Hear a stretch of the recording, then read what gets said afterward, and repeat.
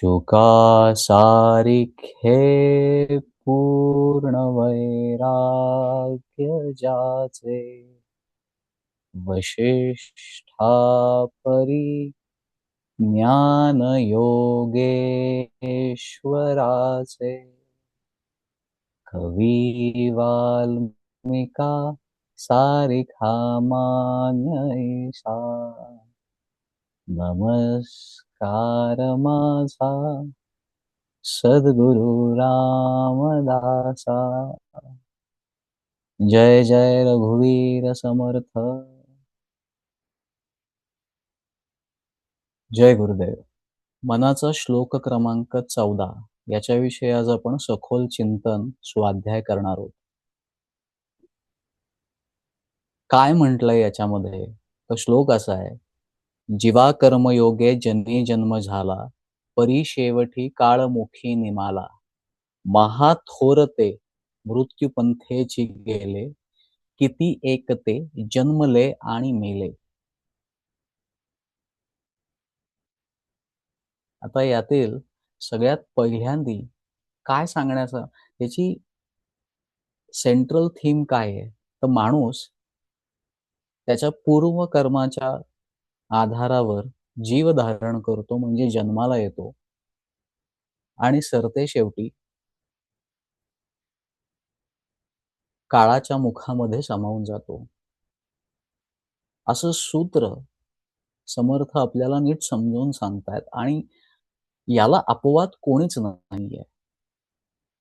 म्हणजे महान थोर ही याच पंथाने गेले आणि कितीतरी आले आणि कितीतरी गेले. म्हणजे अनादी आणि अनंत काळापासून हीच प्रक्रिया चालू आहे. माणसाचा या पृथ्वीवरील आपल्याला माहिती असलेला जो इतिहास आहे तो साधारण 10,000, 11,000, 12,000 वर्षापूर्वींचा जातो. परंतु या भूतलावरील आपलं वास्तव्य आणि मनुष्य प्राण्याचं उन्नयन ही लाखो वर्षांची प्रक्रिया आहे आणि ही प्रक्रिया अनादी आणि अनंत काळापासून चालू आहे. ज्यांचं ज्यांचं SSY झालंय त्यामध्ये गुरुजी एक प्रश्न विचारतात की जीवन म्हणजे काय आहे?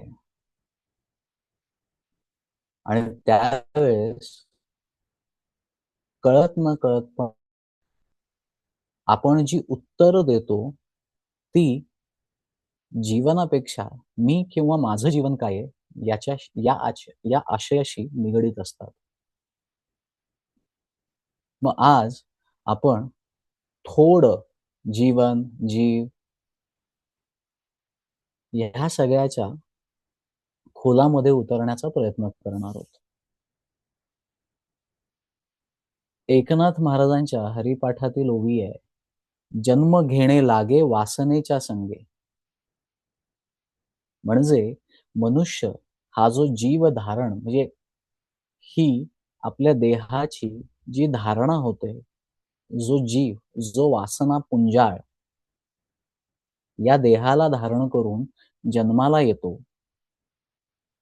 त्याचा समर्थ काय अर्थ सांगतायत, तर जीवा कर्मयोगे जनी जन्म झाला.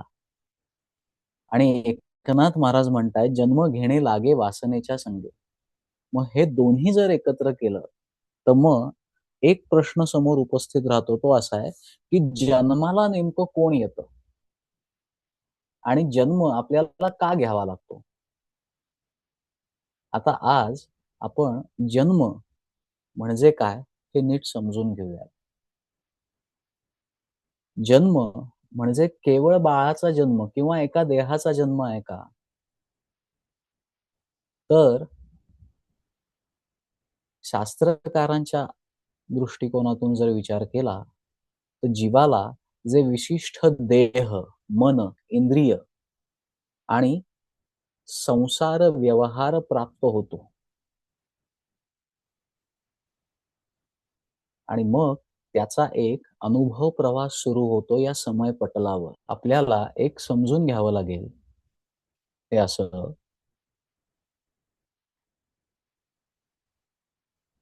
की नाथ महाराज म्हणताना असं म्हणतायत, "जन्म घेणे लागे." म्हणजे ॲज अ कंपल्शन म्हणजे अतिशय सूक्ष्म असा आशय याच्यामध्ये दडलेला आहे. घ्यावा लागतो. का लागतो? त्याच्या मागचं कारण आपला वासनापुंजाळ. वासना म्हणजे काय? तर मला अजून हे मिळालेलं नाही. मला अजून अनुभव घ्यायचा आहे. माझी इच्छा अपूर्ण आहे. मग ती इच्छा रागाची असू देत, मग ती इच्छा कमवण्याची असू देत किंवा मान मिळवण्याची असू देत किंवा स्पर्धेची असू देत. म्हणजे कुठलीही अपूर्णतेची भावना ही या जीवाला जन्माला घालते. मग आता वासना आपण मागे बघितलेलं आहे. पण पुन्हा एकदा वासना नीट समजून घेऊया काही नवीन साधकांच्या पर्स्पेक्टिव्हने. वासना म्हणजे फक्त कामवासना का? तर वासना याचा शास्त्रकारांनी खूप मोठा व्यापक अर्थ समजून सांगितला आहे. वासना म्हणजे एखादा अनुभव, एखादा विषय, सुख, मान, सत्ता, व्यक्ती किंवा अवस्था किंवा मनामध्ये एखादी मिळवण्याची साठलेली सूक्ष्म अशी ओढ, की मला एखादी गोष्ट मिळवायची आहे. त्याच्याविषयी असलेली ओढ, आसक्ती. मग ही कुठल्या-कुठल्या विषयाच्या बाबतीत असू शकते? एक आहे पैसा, एक आहे इंद्रिय सुख. मग इंद्रिय सुखामध्ये खाणं, पाहणं, शारीरिक आकर्षण ह्याच्याही पलीकडे जाऊन सूक्ष्म पातळीवरती जे दडून बसलेलं असतं, ते म्हणजे प्रसिद्धीची वासना. मला लोकांनी महत्त्व दिलं पाहिजे. नियंत्रणाची वासना, मला माझ्या आजूबाजूच्या सगळ्या गोष्टींवर माझं नियंत्रण असायला हवं. मग जिंकण्याची वासना, श्रेष्ठत्वाची वासना, मी दुसऱ्यापेक्षा श्रेष्ठ आहे, हे प्रूव्ह करून दाखवण्याची वासना. त्या पलीकडे जाऊन ज्ञानाची वासना. ज्ञान ग्रहण करणं हा एक वासनेचा प्रकार झाला आणि ज्ञान अभिव्यक्त करणं आणि त्याच्यातून लोकांचं रिकॉग्निशन शोधणं.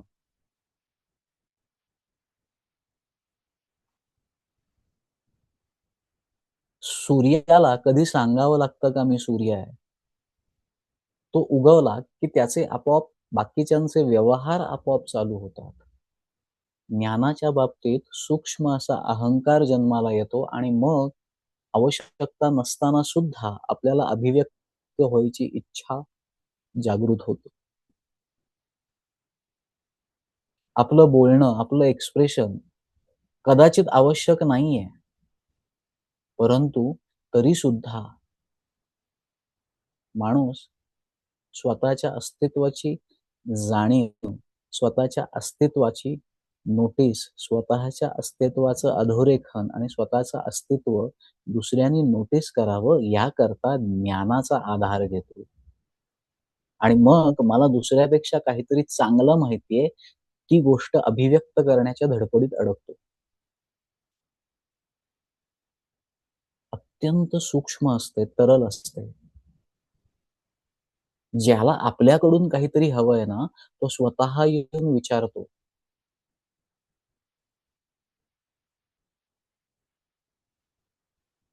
अशीच आणखीन एक सूक्ष्म पण अत्यंत तरल अशी वासना, ती म्हणजे अध्यात्मातील मी किती साधना करतो. लोकांनी मला मोठा साधक मानला पाहिजे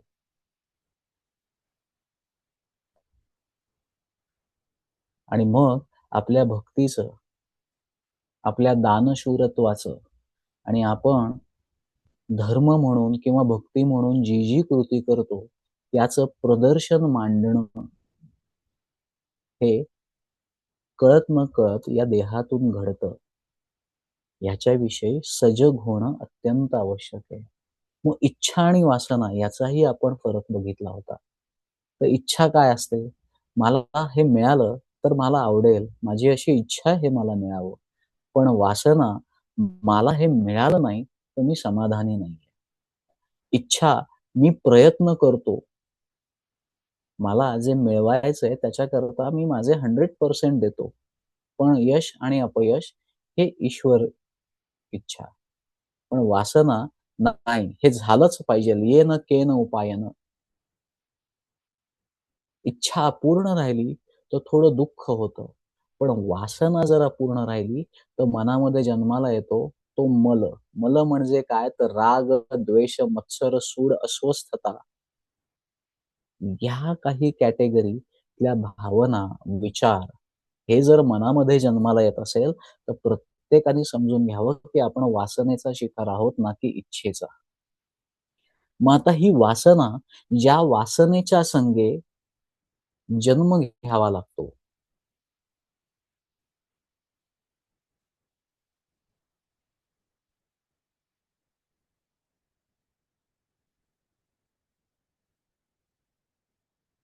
आपण सर्वजण जन्माला येतो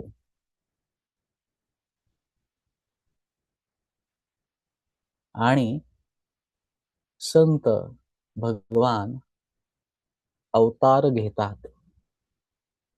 आपल्याला जन्म हा वासनेच्या संगातून होतो आणि त्यांचा जन्म ते अवतरतात. अव म्हणजे खाली उतरणे.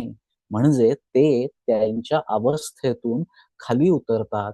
जनसामान्यांमध्ये येऊन त्यांच्यासारखं आयुष्य जगतात आणि आयुष्य कसं जगायचं याचे मापदंड हे पुन्हा प्रस्थापित करतात आणि पुन्हा आपल्या गंतव्यस्थानी निघून जातात.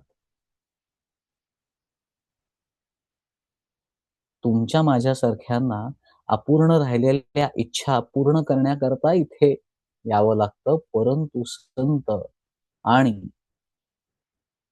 भगवंत हे अवतरतात. आता संत हे अवतरतात. भगवंताच्या बाबतीत आणखीन एक शक्यता होते. ते म्हणजे ते साक्षात आकारबद्ध होतात. भक्तांवर अनुकंपा करण्याकरता ते साक्षात आकारबद्ध सुद्धा होतात, ज्याला साक्षात्कार होणं असं म्हणतात. म्हणजे एक होतं ते अवतरण, खाली उतरतात तारण्याकरता. या भवसागरातून पार जाण्याकरता ही जीवनाची नौका कशी हाताळायची हे मार्गदर्शन हे सांगण्याकरता. आणि दुसरं, भक्तांवर कठीण प्रसंगामध्ये अनुकंपा करण्याकरता साक्षात आकारबद्ध होतात. भगवंत या 2 पद्धतीने येतात आणि संत हे अवतार कार्य धारण करतात आणि या जीवनगंगेला यथायोग्य दिशा देण्याचा प्रयत्न करतात. मग ही जी वासना, जी जन्माकरता कारणीभूत ठरते, ही वासना अस्तित्वात कशी येते? तर पहिला येतो अनुभव. त्या अनुभवातून पहिल्यांदा इंद्रियांद्वारे मिळतो, तो पहिला अनुभव मिळतो. ज्या अनुभवातून आपल्याला सुखाची प्राप्ती होते आणि मग त्या सुखाची स्मृती तयार होते. मग मला पावभाजी खायला आवडते. मग ह्या पावभाजी विषयीची जो अनुभव आहे, तो माझ्या स्मृतीमध्ये साठवला जातो आणि मग ती स्मृती पुन्हा-पुन्हा रिपीट केली जाते.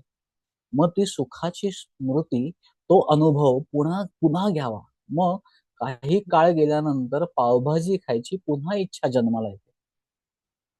म्हणजेच अनुभव पुन्हा-पुन्हा घेण्याची जी पुनरावृत्ती आहे, ती जन्माला येते. पहिल्यांदा सुरुवात केला अनुभव. मग त्या अनुभवातून प्राप्त होतं सुख आणि मग त्या सुखाची स्मृती आपल्या स्मृतीपटलावरती रजिस्टर होते. मग त्या स्मृतीची वारंवार पुनरावृत्ती होते कल्पनेमध्ये इमॅजिनेशनमध्ये आणि स्वप्नामध्ये. मग कल्पना, इमॅजिनेशन याला जोड मिळते पुन्हा हे मला वास्तवात कसं आणता येईल या इच्छेची. मग इच्छाशक्ती जागृत होते. तीच गोष्ट पुन्हा अनुभवण्याची इच्छा निर्माण होते आणि मग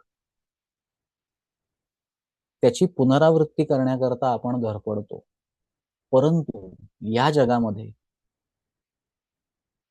कोणतीही गोष्ट पुन्हा तोच अनुभव देऊ शकत नाही.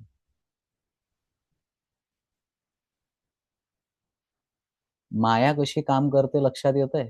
तुम्हाला तो अनुभव पुन्हा हवाय, परंतु तो अनुभव पुन्हा मिळणं शक्य नाही. It is merely impossible or it is a myth की तुम्हाला तोच अनुभव पुन्हा मिळू शकेल. परंतु स्मृतीपटलावरती तोच अनुभव घेण्याकरता आपण सदैव, सतत कार्यमग्न असतो. विरोधाभास लक्षात येतोय? सुख पुन्हा मिळावं अशी इच्छा होते, परंतु ते पुन्हा कधीच निर्माण होऊ शकत नाही. जी गोष्ट आत्ता ज्या पद्धतीने तुम्ही अनुभवतात, ती पुन्हा तशी पुन्हा कधीच अनुभवायला येणार नाहीये. ही माया आहे. That which is not, it is माया.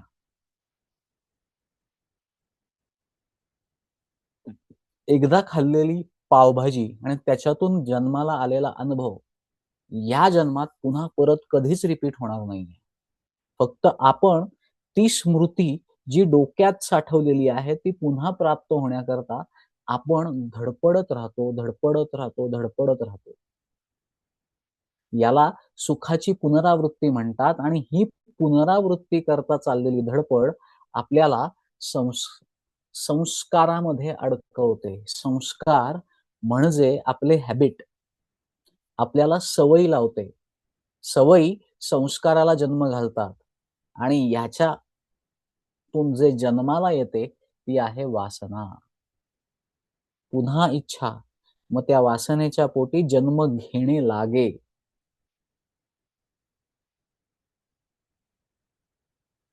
लक्षात येतोय हा फरक? आपण सगळे एका पेजवरती आहोत. वासना आणि इच्छा यातला फरक नीट लक्षात आलाय? आणि जन्माला काय येतो आणि कोण कसं जन्माला येतं हे समजलंय? फंटॅस्टिक. Very nice. याविषयी कोणाला काही प्रश्न आहे, शंका आहे?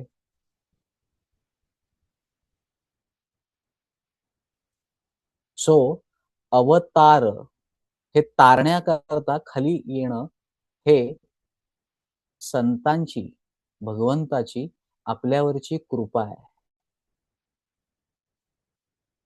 आणि साक्षात्कार तो परमपिता परमेश्वर, ती ईश्वरीय रचना, ती ईश्वरी शक्ती, ते चैतन्य, ते भक्ताला एखाद्या प्रसंगातून, संकटातून तारण्याकरता साक्षात आकारबद्ध होतं. म्हणजे या पंचमहाभूतांचा आधार घेऊन त्याच्या मदतीला धावून जातं. साक्षात्कार म्हणजे काय? तर पंचमहाभूत याच्यावर ज्याची सत्ता चालते, तो त्याच्या आधाराने त्या क्षणाकरता, त्या व्यक्तीकरता उपलब्ध होतो, त्याच्यावर अनुकंपा करण्याकरता.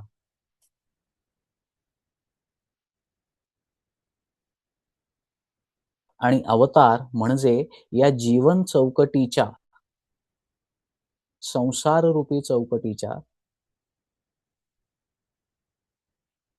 याच्यामध्ये स्वतःला आणून इथले सगळे नियम पालन करून जीवन कसं समृद्ध करायचं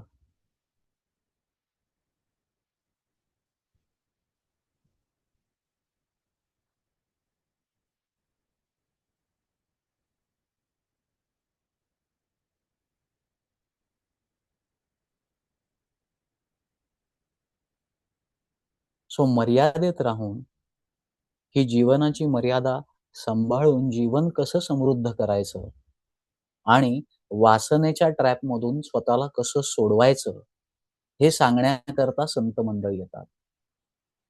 तो अवतार, साक्षात्कार आणि वासनेच्या संगे जन्माला यावं लागतं म्हणजे काय? ह्या तिन्हीचं बायफर्केशन आपण का बघितलं? कारण भगवंत सुद्धा अवतार घेतात, संत सुद्धा येतात आणि मनुष्य सुद्धा येतो. ह्या तिन्हीमधलं सूक्ष्म भेद कळणं गरजेचं आहे. म्हणजे त्या जन्माचं, त्यांच्या कार्याचं श्रेष्ठत्व आपल्याला लक्षात येतं. मग आता आपण इच्छा आणि वासना यांचं नीट बायफर्केशन केलं. इथपर्यंत आपण सगळे बरोबर आहोत. आता पुढचा टप्पा. मग हे कर्म घेणे लागे वासनेच्या संगे आणखीन एका छोट्या उदाहरणातून समजून घेऊ. किती जणांना चहा प्यायला आवडतो?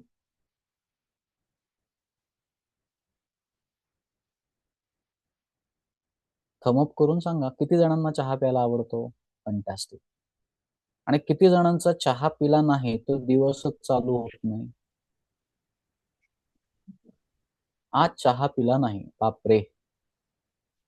मी ना स्टार्टच होत नाही दिवस. मला ना काम करण्याची इच्छाच होत नाही.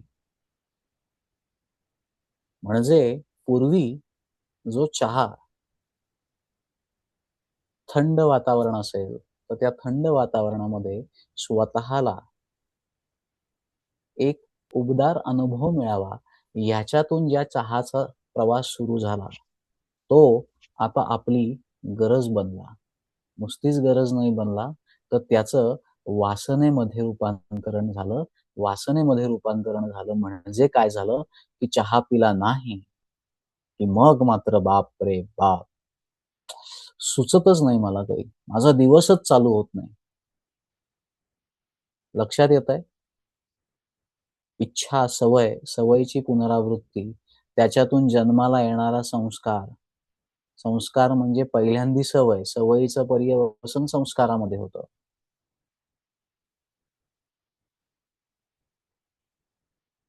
म्हणजे पूर्वी चहा मिळाला तर चालेल आणि त्याच्यापासून चहाशिवाय दिवसच चालू होत नाही. अशापर्यंत ज्यावेळेस माणसाचा प्रवास घडतो, त्यावेळेस तो वासनेचा शिकार झालेला आहे, हे माणसाने समजून घ्यावं. जसं हे पैशाच्या म्हणजे जसं हे चहाच्या बाबतीत घडतं, तेच आपल्या बाबतीत पैशाच्या बाबतीतही घडतं. मानाच्या बाबतीत घडतं.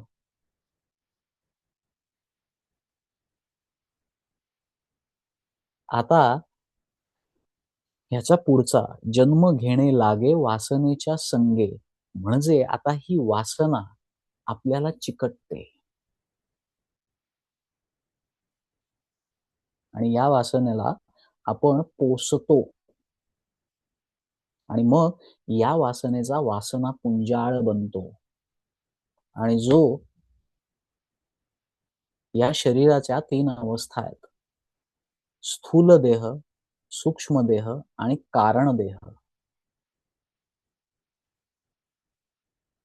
सो या वासनेचा या कारण देह आणि सूक्ष्म देहावरती परिणाम घडतो, ज्याचा परिपाक स्थूल देह असतो.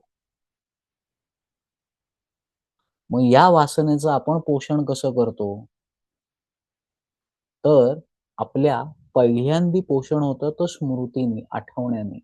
मग होतं कल्पनेने.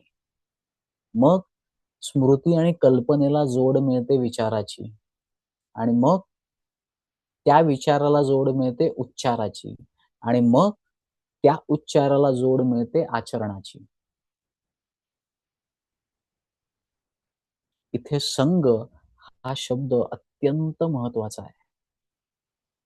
भगवद्गीतेतल्या 13व्या अध्यायातल्या 22व्या श्लोकात कारणं गुणसंगम अस्य सत असत योनी जन्मसु असं भगवंत म्हणतात. इथे भगवंत प्रकृतीच्या गुणाशी असलेला संग विविध प्रकारच्या जन्मांना कारणीभूत घटक ठरतो असं सांगतात. मग आता इथे कारण म्हणजे कॉज, कॉज इफेक्ट. कार्यकारण भाव कळतो ना, तो कारण गुणसंग म्हणजे गुणांविषयीची आसक्ती किंवा गुणांविषयी आपण जे तादात्म्य पाहून घेतो. कोणाचं? या जीवदशेचं. आणि मग ते विविध योनींमध्ये आपला जन्म संभवतं.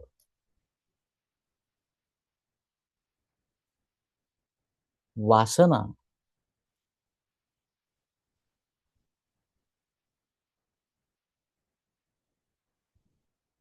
म्हणजे आसक्ती आणि मन हे ज्यावेळेस एकमेकांशी घट्ट मैत्री करतं,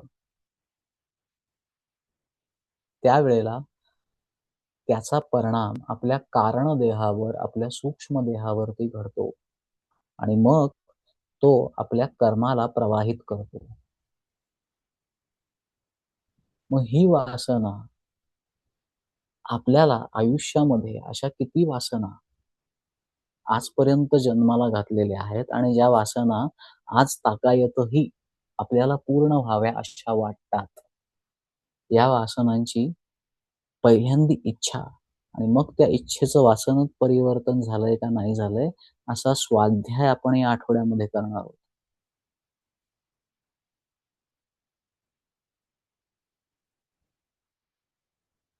मग पैसा कमवण्याची इच्छा होती, पण ते झालं नाही, तर काय घडतंय? मग षड्रिपू आहेत का? मग ध्येय आहे का? असं काय आहे, जे आपल्याला इच्छेपासून आसक्ती आणि आसक्तीपासून वासनेमध्ये परिवर्तन करतंय? ह्याचा सखोल चिंतन आणि त्याचं सखोल विवेचन, अभ्यास हे आपल्याला करायचं आहे.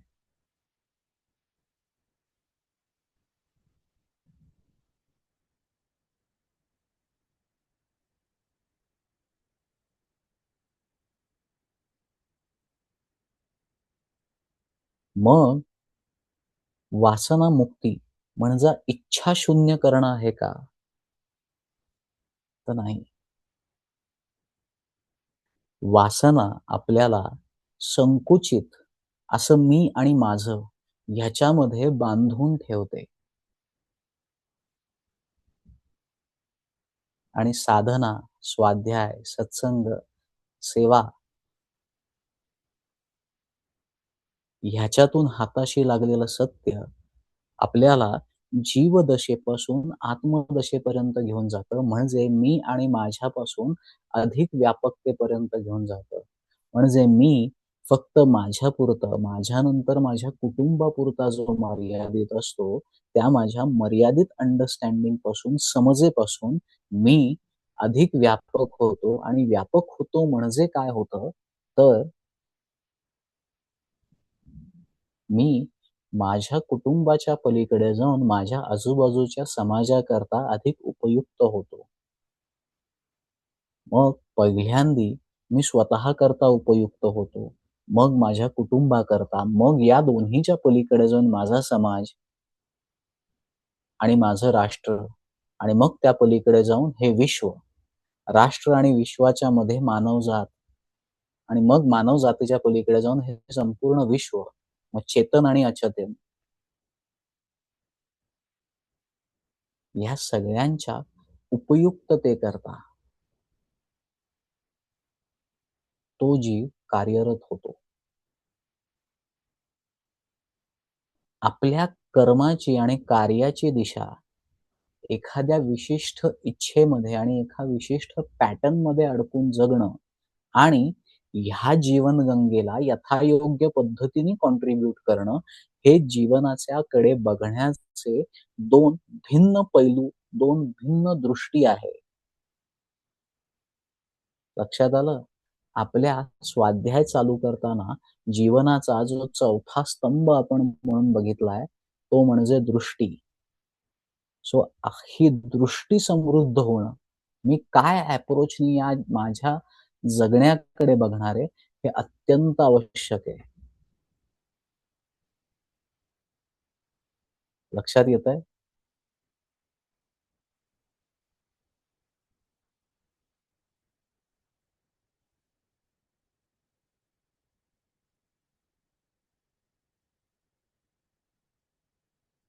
मला करून सांगा. तुम्ही बरेच जण चॅटमध्ये काही-काही मेसेज टाकतायत, पण आज बँडविड्थचा इश्यू असल्यामुळे मला ते वाचता येत नाहीये. त्याकरता आय एम सॉरी. नाहीतर मी त्या सगळ्यांना ॲड्रेस केलं असतं.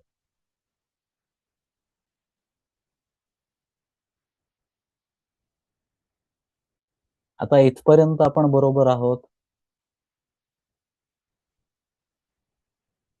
मग आपल्या जीवनाचा केंद्रबिंदू मी आणि माझं ह्याच्यापासून देवहितम यदायुः हा शांतीपाठातला मंत्र आठवतोय का? ओम भद्रं कर्णेभिः शृणुयाम देवाः भद्रं पश्येमाक्षभिर्यजत्राः स्थिरैरङ्गैः सुष्ठुवासस्तनुर्भिः व्यशेम देवहितै यदायुः. देवहितै यदायुः म्हणजे देवाच्या हिताकरता. तर देवाला आपल्याकडून काय हवंय? तर देव जे कार्य करतो, देव काय कार्य करतो? गीतेमध्ये सांगितलंय. मी सज्जनांचं रक्षण करतो. म्हणजे सज्जनांचं रक्षण म्हणजे आपण हातामध्ये काही घेऊन लढायला जाणार आहोत का? तर अजिबात नाही. सर्वप्रथम आपण आपल्यातल्या सज्जनतेचं रक्षण करू. आधी आपण सज्जन होऊ आणि स्वतः आणि स्वजन आपण म्हणतो ते सज्जन नाही. जे शास्त्रकारांना अपेक्षित आहे ना, असे सज्जन बनू. मग स्वतः आपल्यातली सज्जनता टिकवू. मग सज्जनता टिकवणं म्हणजे काय? तर मी आणि माझं या संकुचित अंडरस्टँडिंग पासून माझा समाज, ही मानवजात, माझं राष्ट्र, हे विश्व आणि हे संपूर्ण चेतन, अचेतन, दृश्य, अदृश्य जगत ह्या सगळ्यांना उपयुक्त होण्याकरता माझा कर्मयोग असावा. सो वासने जन्म घेणे लागे वासनेच्या संगे असं नाथ महाराज म्हणतात. त्याच्यामध्ये एवढा अर्थ जडलेला आहे. आणि त्याच अनुषंगाने समर्थ 13व्या श्लोकांमध्ये समर्थांनी सांगितलं, "म्हणून कुडी वासना सांडी वेगी." कुडी वासना म्हणजे जी वाईट वासना आहे ती लगेच तात्काळ सोड, कारण ती वासना पुढच्या जन्माला कारण ठरणार आहे. मग 14व्या श्लोकामध्ये जीवा कर्मयोगे जनी जन्म झाला, म्हणजे अशी जी वासना अतृप्त राहिली आहे, तो वासना पुंजाळ, तो जीवदशा धारण करतो. मग हा जीव कोण आहे? तर देह, जीव आणि आत्मा या 3 संकल्पना आता वेगळ्या करू. देह म्हणजे हे दिसणारं शरीर, जे जन्माला येतं, जे वाढतं, जे बदलतं, जे आजारी पडतं, वृद्ध होतं आणि मरतं. जीव म्हणजे हा वासनापुंजाळ म्हणजे काय? तर चैतन्य ज्यावेळेस मन, बुद्धी, अहंकार यांच्याशी तादात्म्य पाहून मी कर्ता म्हणजे कार्य करणारा किंवा मी भोगता, उपभोग घेणारा असं स्वतःला समजतं. तो माझा स्वतःविषयीचा जो संकुचित व्यक्तिविशेष भाव आहे, त्याला जीवदशा असं म्हणता येईल. लक्षात आलं काय आहे? समजलंय जीवदशा म्हणजे काय? मला करून सांगा, की आपण जे आपले वासना पुंजाळ आहेत, या वासना पुंजाळांच्या द्वारे मन, बुद्धी, चित्त आणि अहंकार ह्या सगळ्यांशी हे चैतन्य तादात्म्य पावतं आणि मग स्वतःला कर्ता अथवा भोगता असं समजतं आणि त्यानुसार स्वतःचा कर्मयोग साधतं.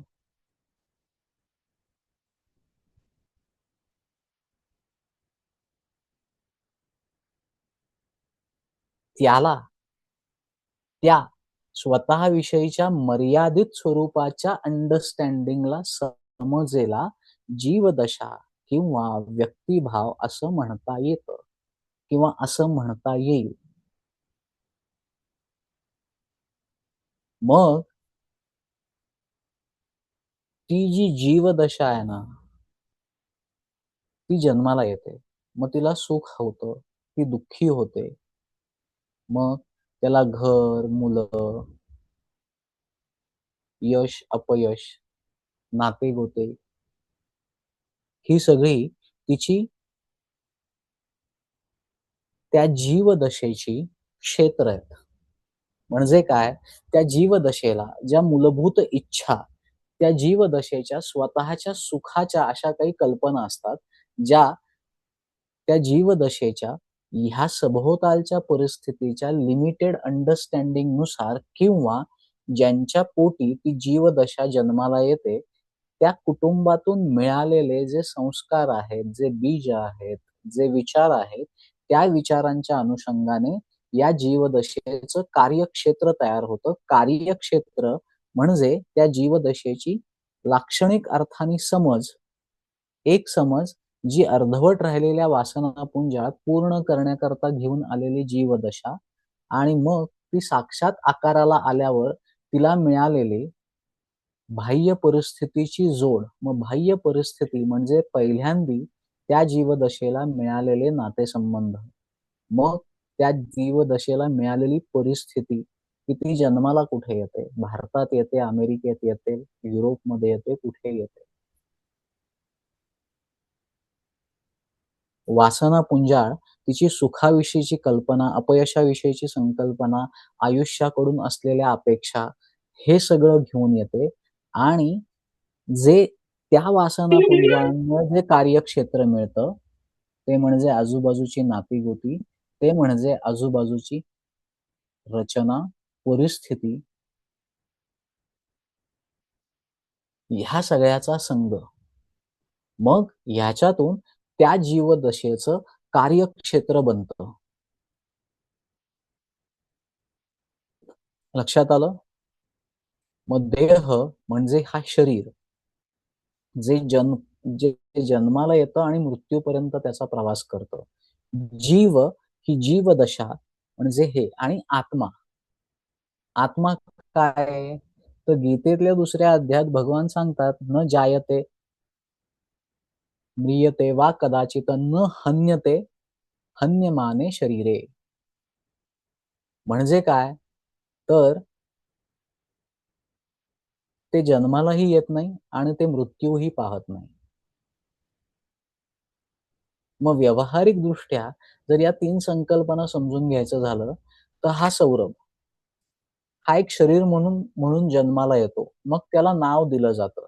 मग त्याला एक परिवार मिळतो. मग त्याच्या बुद्धीची स्वतःची पूर्वाश्रमीची काही विशिष्ट रचना आहे.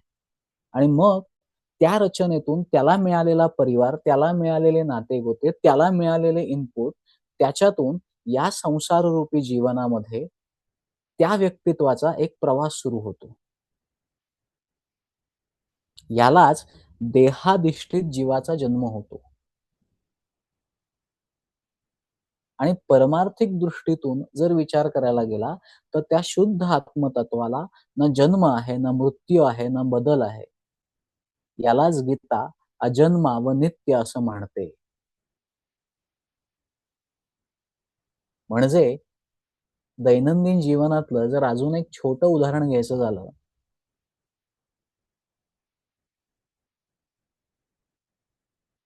तुमच्या सगळ्यांच्या घरात बल्ब किंवा लाईट आहे का? मग तो बल्ब पहिल्यांदी नसतो. मग तुम्ही तो आणता आणि मग स्विच दाबला की लाईट लागतो. प्रकाश दिसतो. मग कालांतराने तो बल्ब फुटतो.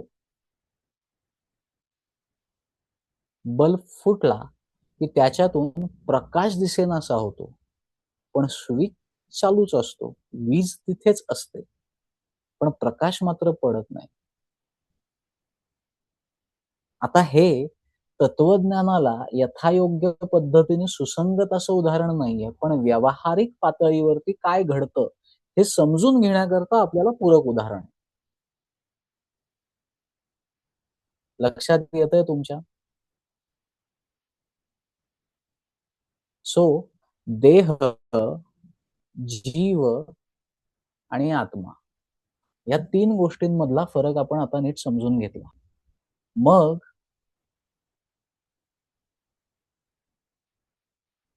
आता जी ओळ आपण बघतोय ना, त्याच्यामध्ये जीव जन्मला म्हणजे काय झालं, तर आत्मा नव्याने निर्माण झाला नाही, तर पूर्वीच्या वासनापुंजाळामुळे आपल्याला आपण आकारबद्ध झालो.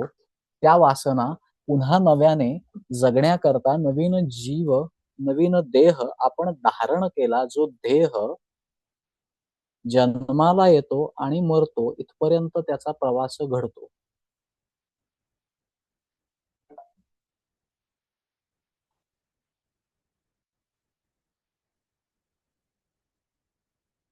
मग या जीवदशेला त्या चैतन्याच्या जोडीने विशिष्ट पद्धतीची इंद्रिय, माध्यमं मिळतात आणि पुन्हा नवीन संसार व्यवहार चालू होतो.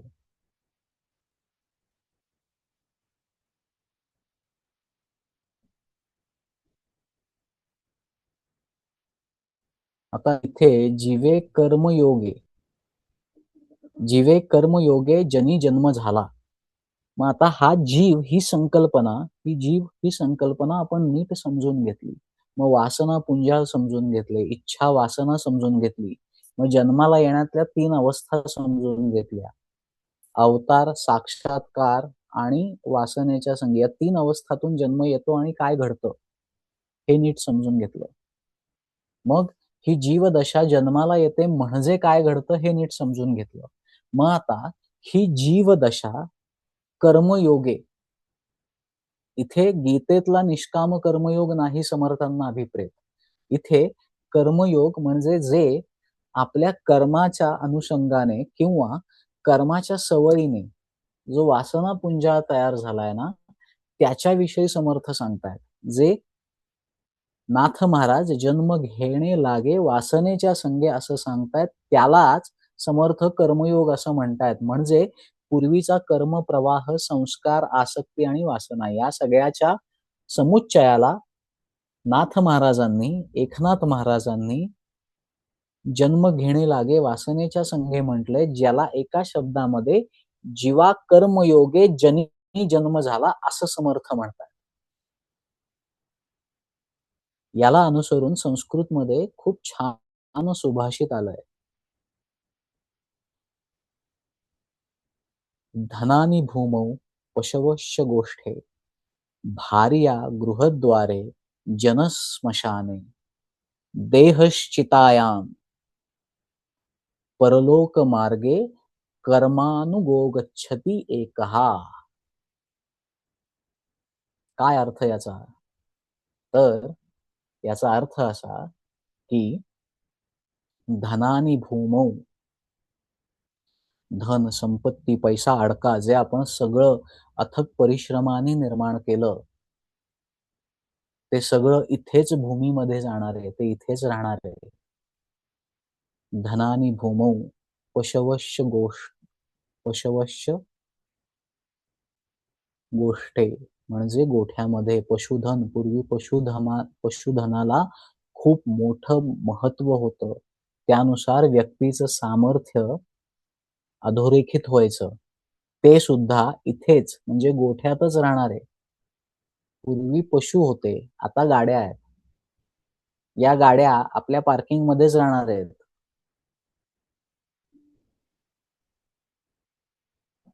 लक्षात येतंय? पूर्वी धन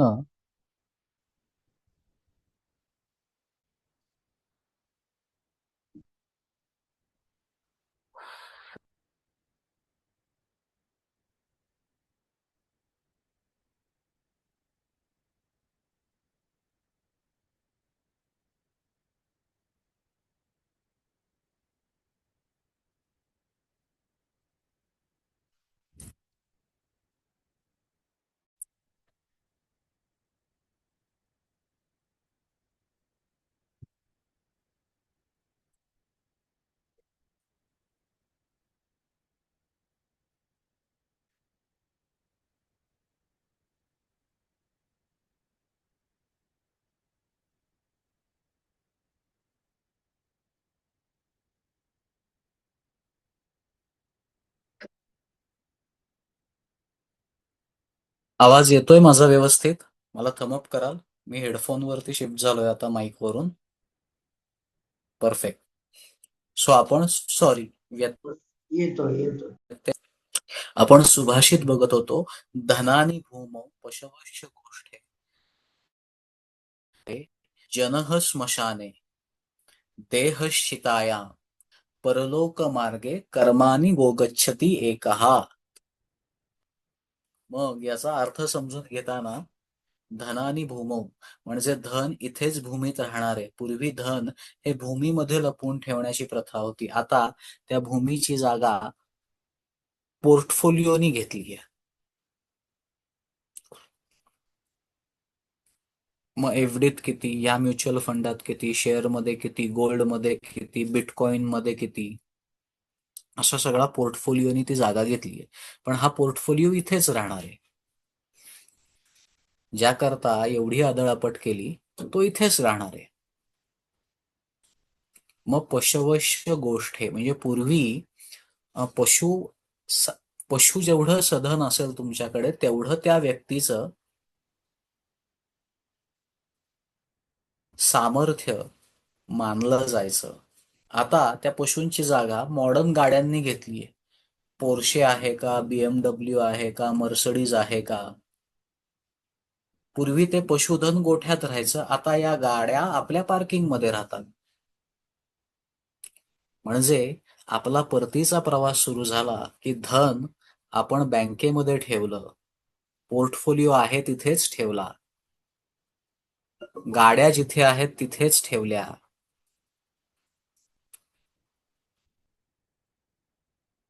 गाड्या इथे राहिल्या, पोर्टफोलिओ इथे राहिला. भार्या जी सगळ्यात प्रिय असते, पत्नी, भार्या गृहद्वारे घराच्या दरवाजापर्यंतच सोबती, जन मित्र परिवार नातेवाईक, जन स्मशाने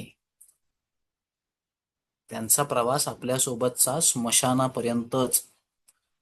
ज्या देहामधून सगळी कर्म केली, ज्या देहाच्या इच्छा जोपासल्या, तो हा देह देहश्चितायाम, तो फक्त चितेपर्यंतच सोबत आहे. चितेनंतर त्याला अग्निदाह मिळणार आहे, म्हणजे तिथे तो तुमची साथ सोडणार आहे.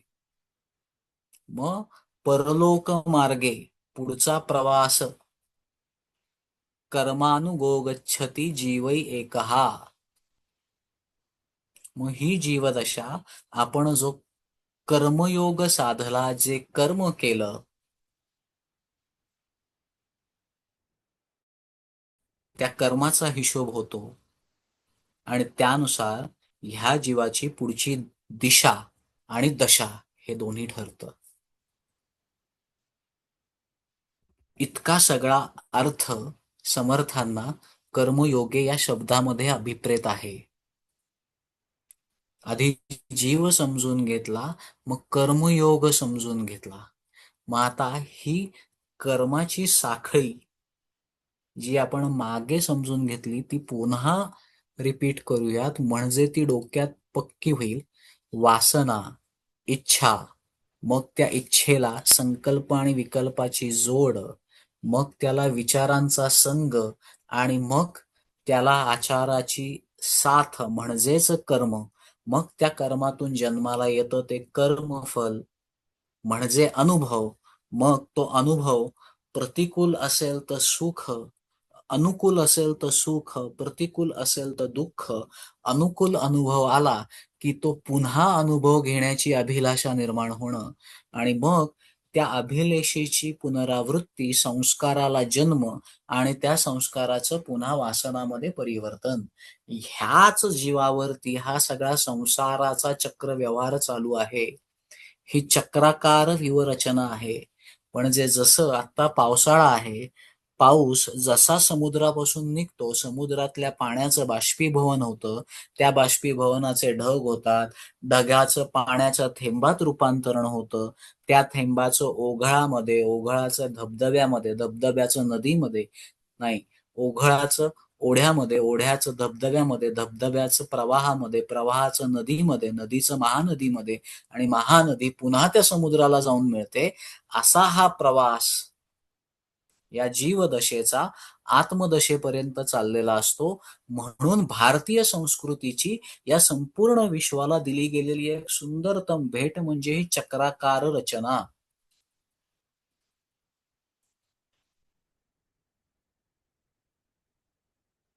ईशावास्य उपनिषदातला श्लोक पूर्णमिदं पूर्णात पूर्णमुदच्यते पूर्णस्य पूर्णमादाय.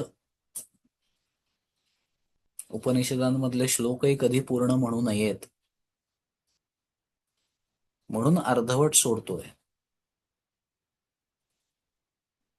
सो पूर्णातून काढलं ते पूर्ण, पूर्ण पूर्णच होतं. पूर्णातून काही काढलं तरी पूर्ण, काही टाकलं तरी पूर्ण. फक्त या पूर्णातून बाहेर येताना वासनेच्या जीवावर बाहेर यायचंय. अवताराच्या रूपातून बाहेर यायचंय का साक्षात आकारबद्ध होऊन बाहेर यायचंय, हे आपल्याला आपल्या कर्मगतीच्या जीवावर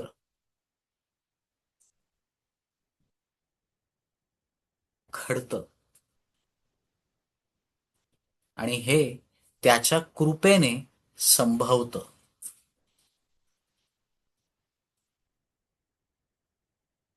इथपर्यंत लक्षात आलं? म्हणजे जीवा कर्मयोगे जनी जन्म झाला.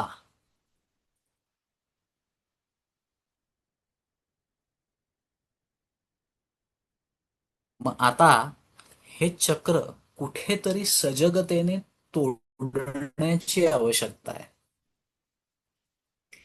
मग हे चक्र कसं हाताळायचं?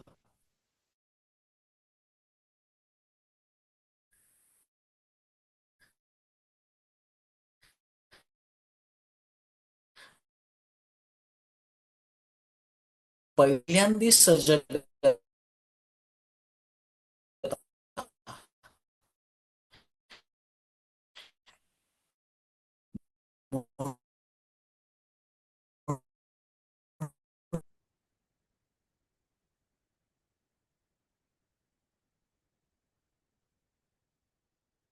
येतंय लक्षात? सजगता, सूक्ष्मता, सावधानता. मग ही सावधानता आपल्यातली जी अवधानं जन्माला घालते, त्या अवधानातून काय साधायचंय? तर सर्वप्रथम स्वतःचे पॅटर्न, स्वतःच्या सवयी. मग स्वतःला लागलेल्या कुठल्या कुठल्या सवयी आहेत? तर मग आपण विचार कसा करतोय, आपल्याला इच्छा कुठल्या निर्माण होत आहेत, कृती करण्याच्या पूर्वी आपली मनस्थिती काय आहे, विवेकाचा त्याला लवलेश आहे का, आपलं बिहेवियर कसं आहे. मग आपण जी कृती करतोय, जो अनुभव घेतोय, तो पुन्हा तोच अनुभव घ्यायला आपल्याला प्रेरित आणि प्रवृत्त करतोय का? म्हणजे आसक्ती वाढतीये का? काय घडतंय? म्हणजे ही सजगता आली, हे सूक्ष्म निरीक्षण मिळालं, हे अवधान वाढलं, तर ग्रहणशीलता वाढते आणि त्याच्यातून काय जन्माला येतं? तर त्याच्यातून निर्णयक्षम मनुष्य बनतो. आणि तो निर्णय ज्यावेळेस सजगतेतून घडतो, त्यावेळेस तो बुद्धीच्या कक्षेमध्ये आलेला असतो. कारण सजगता सूक्ष्मतेला जन्म देते, सूक्ष्मता निरीक्षणाला जन्म देते, निरीक्षण ही बुद्धीची गोष्ट समजण्याची पद्धत आहे. आणि निरीक्षण करायला लागलं की अवधान वाढतं. अवधान वाढलं की येणारी समग्र परिस्थिती खूप चांगल्या पद्धतीने ग्रहण करता येते. ग्रहणशीलता वाढली म्हणजे इनपुटची क्वालिटी वाढते. इनपुटची क्वालिटी वाढली की प्रोसेसिंग क्वालिटी बाय डिफॉल्ट वाढते. रादर प्रोसेसिंगची क्वालिटी ही आपोआप सुधारत जाते ज्यावेळेस अवधानं प्रकट व्हायला लागतात. आणि मग निर्णय मनाच्या कक्षेतून बुद्धीच्या कक्षेमध्ये प्रक्षेपित होतो. तेच कठोपनिषदामध्ये नचिकेताचं घडलं यमाशी संवाद साधताना. म्हणून सजगता ही खूप आवश्यक, अनिवार्य आहे. मग आजपासून जे कुठलं कर्म करू त्याच्यामध्ये आपण ते कुठून जन्माला येत आहे, त्याच्या मागे सुख उपभोगण्याची कुठली गोष्ट दडून बसलीये, मग ती इच्छा आहे का वासना आहे का ती सवय आहे काय आहे,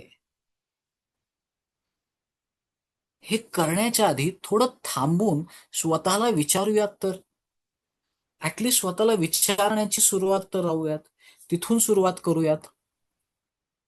एवढं जमेल का सगळ्यांना?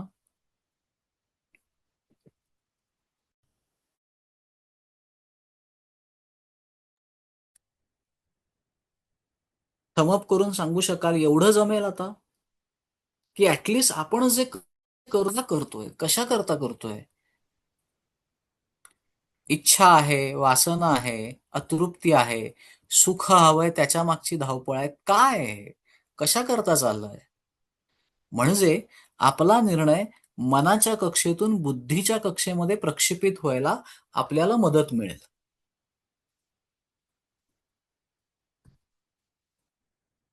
मग पुढे शब्द येतो, जनी जन्म झाला. जनी म्हणजे काय? की मग जनी म्हणजे लोक, जी नातेसंबंध या जगामध्ये, या संसारामध्ये आपल्याला मिळतात, आपल्या व्यवहार क्षेत्रामध्ये.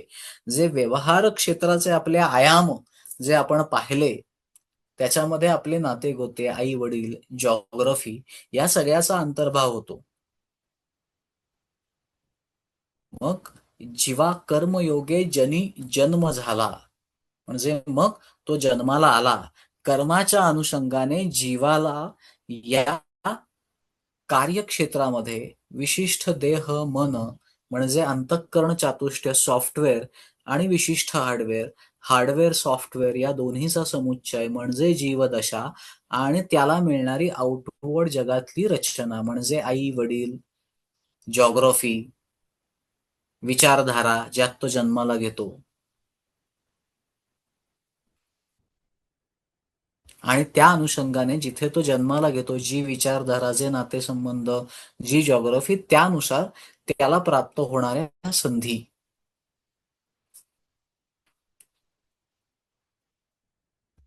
मग असा एक प्रश्न येतो की जन्माला येणं ही शिक्षा आहे का? मगाचपासून उद्योग चाललाय, वासना पूर्ण राहिल्या, वासना पूर्ण राहिल्या. मग आपण जन्माला आलो, ही शिक्षा मिळाली आहे का आपल्याला?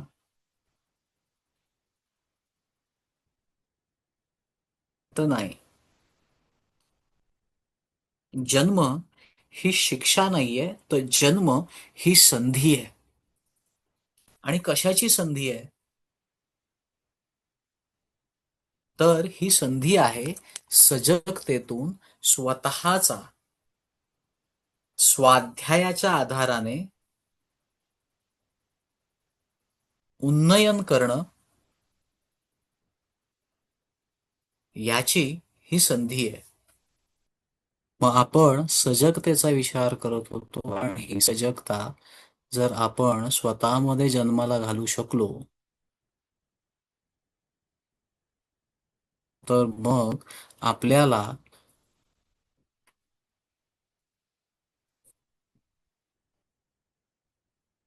आपल्या स्वतःच्या वासना, इच्छा, कशातून एखादी कृती घडतीये, का घडतीये, ह्याचा आपल्याला शोध आणि बोध घेता येणं सहज शक्य होईल. इथपर्यंत आपण आपला स्वाध्याय घेऊन आलो होतो. म्हणजे जीवा कर्मयोगे जनी जन्म झाला, इथपर्यंत आपण पोचलो.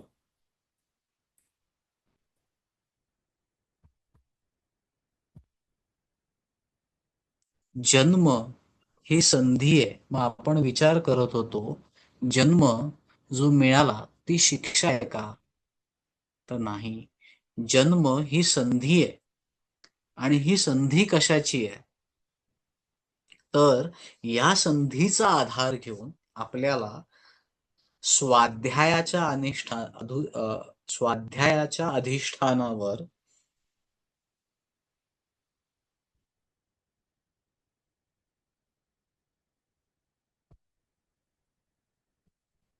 सत्संग जमायला हवा. म्हणजे जे सत्य आहे, जे नित्य आहे, जे बुद्ध आहे, जे पूर्ण आहे, जे मुक्त आहे, त्या संग स्वाध्यायातून त्याची समज आणि समजेला साधनेची जोड मिळाली की जन्माला येईल तो सत्संग.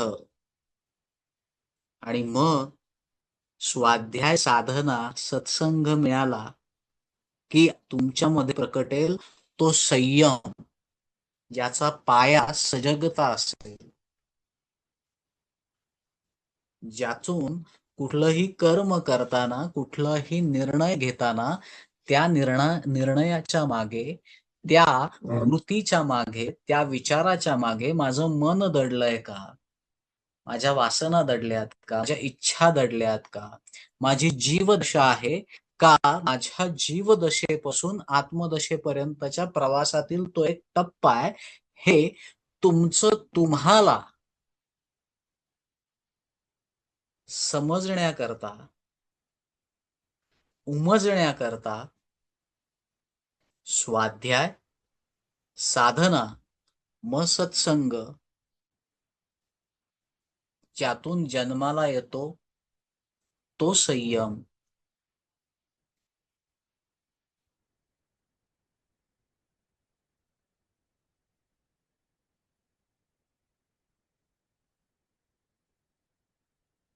आणि या सगळ्याला जोड हवी सेवेची, समर्पणाची.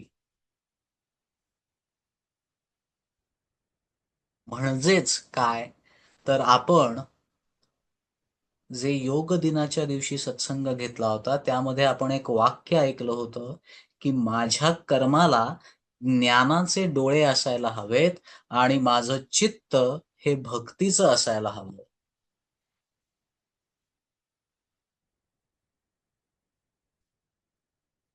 लक्षात येतंय? आपण बरोबर आहोत इथपर्यंत? म्हणजे जन्म ही शिक्षा नाहीये, जन्म हा शाप नाहीये, तर जन्म ही पुन्हा एक वार त्या पांडुरंगाने आपल्याला दिलेली संधी आहे. आणि या संधीचं सोनं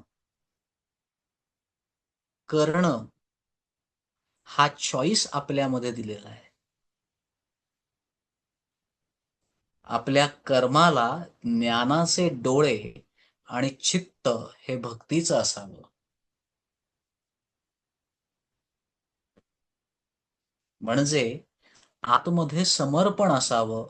समर्पण कोणाच्या ठायी, तर त्या ईश्वरीय शक्तीच्या ठायी, म्हणजे जे घडवतोय त्याच्याविषयी.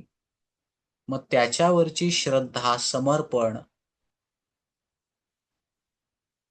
जे मिळतंय त्याच्याविषयी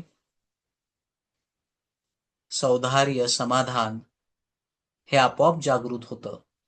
कारण ते त्याच्या इच्छेने चाललंय हे समर्पणातून चित्तामध्ये स्थिरावतं. मग चित्ताचे उद्वेग कमी होतात, चित्त स्थिर होतं.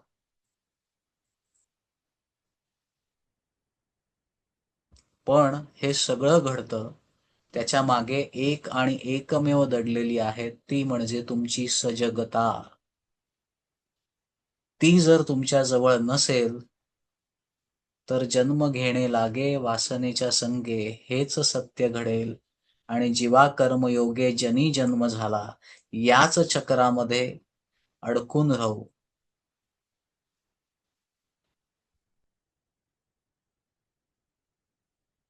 पुनरपि जननम पुनरपि जननी जठरे शयनम, हाच अनुभव वारंवार घ्यावा लागेल.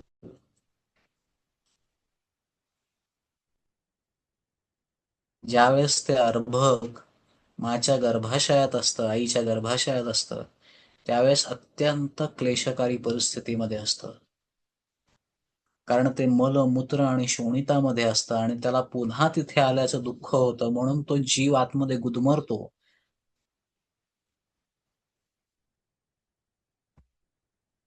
मरणप्राय यातना भोगत असतो तिथे. पण ज्या क्षणी जन्म होतो, त्या क्षणी त्याचा विसर घडतो. काय मजेशीर रचना आहे की नाही?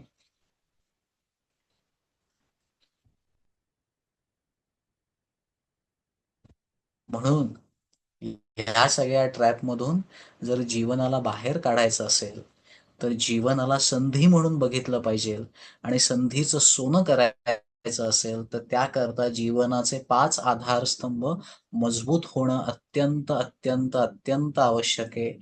पहिलं त्यातलं चारित्र्य संपन्नता, दुसरं नीती, तिसरं ज्ञान, चौथी दृष्टी आणि पाचवा विवेक.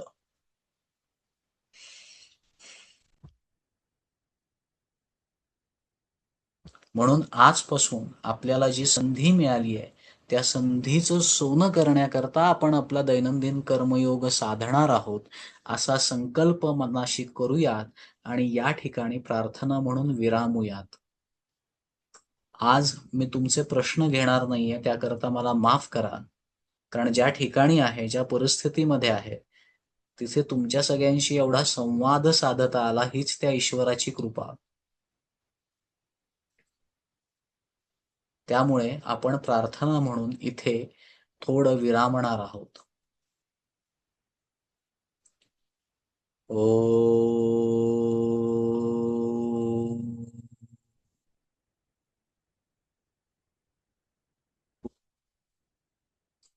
ओम.